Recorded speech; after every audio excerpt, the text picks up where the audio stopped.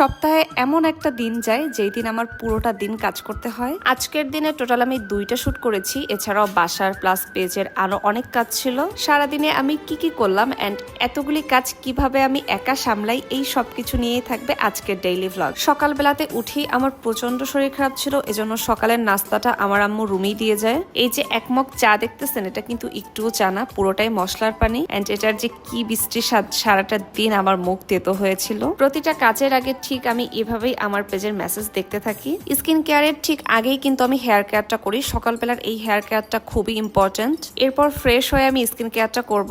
Normal কাজের সময় আমার লাইফ আসলে অতটা হ্যাপেনিং না, কারণ সারাটা দিনই মোটামুটি আমাকে আমার পেজটা দেখতে হয়। কাজের মাঝেই আমি আবার শুটের জন্য প্রিপারেশন নেই, মানে একই সাথে 2 কাজ, যেমন নেল পলিশ দেয়া, স্কিন কেয়ার করা, মেকআপ করা। এর মাঝে কিন্তু আবার কাস্টমারদের সাথে আমি ডিরেক্ট কলেও জয়েন করি। এতদিনের জার্নিতে আমি কিছু সুইট কাস্টমার পেয়েছি যারা আসলে আমাকে বুঝে, এন্ড এদের সাথে কিন্তু আমি অনেক ফানও করি। এখানে কিন্তু আমি একটা কাস্টমারের সাথে হাসাহাসি করতেছিলাম। কাজের মাঝে আম্মু আবার খাবার নিয়ে আসে। আমি সকালবেলা উঠে এখন পর্যন্ত নিচে যাইনি। আমাদের নিজেদের ছোট বাচ্চা মুরগি আম্মু আলু দিয়ে রান্না করেছে, আর সাথে নিজেদের গাছের একটা কাঁচামরিচ। বাসায় থাকতে আসলে আমার এজন্যই অনেক ভালো লাগে, আম্মু মজার মজার খাবার আদর করে খাওয়ায়, আর সাথে তো মেন্টাল সাপোর্ট আছি। খেয়ে দিয়ে আবার শুটের জন্য প্রিপারেশন নিচ্ছি। অনেকেই ভাবে শুট করা আসলে অনেক ইজি, বাট শুট করতে অনেক কিছু মেনটেন করতে হয়, অনেক ছোট ছোট জিনিস গুছাতে হয়। শুটের জন্য আমার আয়নাটা খুবই ভালো করে ক্লিন করতে হয়। ছোট্ট একটা ময়লা থাকলেও ক্যামেরাতে দেখা যায়, প্লাস ড্রেস আয়রন করা, ফুল মেকআপ করা, অ্যাক্সেসরিজ নেওয়া, সবকিছুই কিন্তু মেনটেন করতে হয়। আমার চেহারা দেখে কিন্তু বোঝাই যাচ্ছে না আমার শরীর কতটা খারাপ, এন্ড এটাই মনে হয় আমার মেইন পাওয়ার, যে আমি অনেক অসুস্থ থেকে, অনেক জ্বর নিয়েও আমি শুট করতে পারি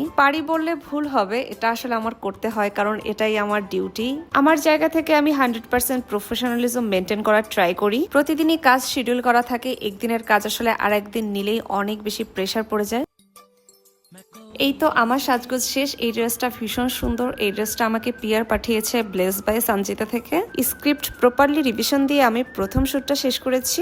আমার লিটারালি তখন গলা বসে গেছে, আমি কথাও বলতে পারছিলাম না, প্লাস প্রচন্ড টায়ার্ড লাগছিল। আমি কিছুক্ষণ শুয়ে রেস্ট নেই। এই ফাঁকে কিন্তু আমি আবার আমার পেজ দেখেছি। পেজে দেখলাম একটা বিষয় নিয়ে সবাই খুব কনফিউশনে আছে। আমি ওই টপিকের উপর একটা ভিডিও বানাই ফেলি। আমার ম্যাক্সিমাম আসলে ভিডিও আসে আমার সমস্যাকে সলভ করার জন্য।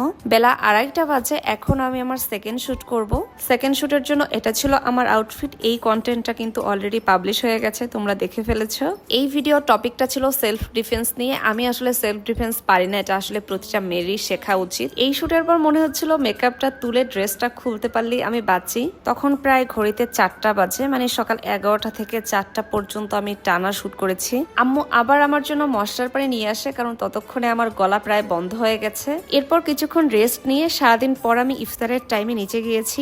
এখানে ম্যাক্সিমাম আইটেমই আমার আম্মুর হাতে বানানো, আমি জাস্ট সার্ভ করে দিয়েছি। আমাদের বাসার প্রতিদিন ইফতারের পরেই একটা মজার আইটেম থাকে, সেটা হচ্ছে কাঁচা আম মাখা। গতদিন আব্বুর জন্য একটা পাঞ্জাবি কিনেছিলাম, সেটার সাইজটা একটু ভুল হয়েছে। আজকে যাচ্ছি সাইজটা চেঞ্জ করে আনতে। সব কাজ শেষ করে আমরা সবাই মিলে একটু আড্ডা দিতে বসি। সারাদিন কাজ করার পর এটাই হচ্ছে আমার রিওয়ার্ড। সন্ধ্যার পর আমরা একটু চা খেতে বসি, আড্ডা দেই, কারণ রাতে বাসায় ফিরে আবার সব থেকে বিরক্তিকর পার্ট, সেটা হচ্ছে এডিটিং। আমার কাছে ভিডিও শুট করার থেকে ভিডিও এডিট করা বেশি কষ্টকর মনে হয়। আমার কত ভিডিওর যে জমে আছে, আমি জাস্ট এডিট না করে ফেলে রেখেছি। তোমরা সবাই আমার ডেইলি ভ্লগ অনেক পছন্দ করো, বাট এডিটিং এন্ড সময়ের ভয় আসলে ডেইলি ভ্লগ দেয়াই হয় না। আজকে ডেইলি ভ্লগটা তোমাদের কাছে কেমন লেগেছে অবশ্যই কমেন্ট করে জানাবে। টাটা সবাইকে।